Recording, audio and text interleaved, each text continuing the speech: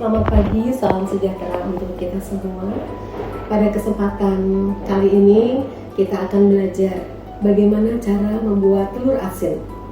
Telur asin adalah telur yang diawetkan dengan proses penggaraman sehingga menghasilkan rasa yang asin, gurih, dan enak. Biasanya telur yang digunakan adalah telur bebek. Kenapa? Kenapa harus telur bebek? Karena teksturnya lebih padat dan kuningnya lebih besar. Untuk itu, marilah kita mulai proses pembuatan telur asin.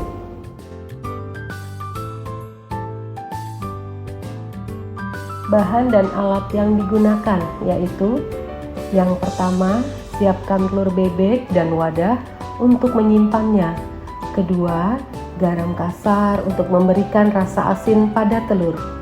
Ketiga, tanah liat atau abu gosok yang digunakan untuk membungkus telur.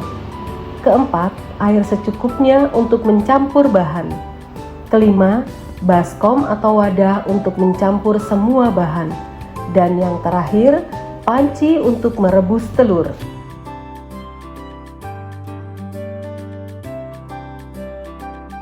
Langkah pertama, cuci telur bebek hingga bersih. Pastikan telur tidak pecah saat dicuci, agar kualitasnya tetap baik.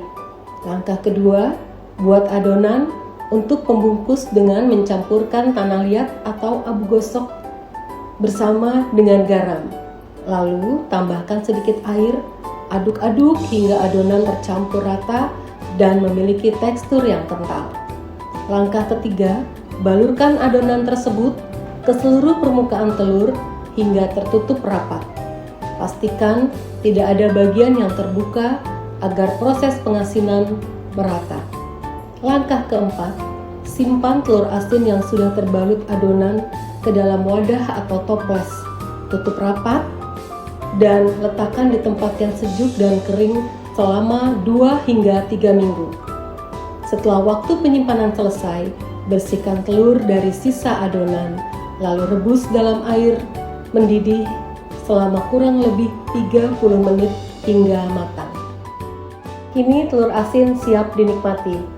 Telur asin tidak hanya lezat sebagai lauk pendamping, tetapi juga memberikan nilai ekonomi yang baik dengan pengemasan yang rapi dan bersih. Telur asin dapat dipasarkan dan menjadi peluang usaha yang menjanjikan. Proses sederhana ini mengajarkan kita tentang ketelitian, kesabaran, dan keterampilan dalam mengolah bahan pangan menjadi produk yang bermanfaat. Demikianlah proses pembuatan telur asin.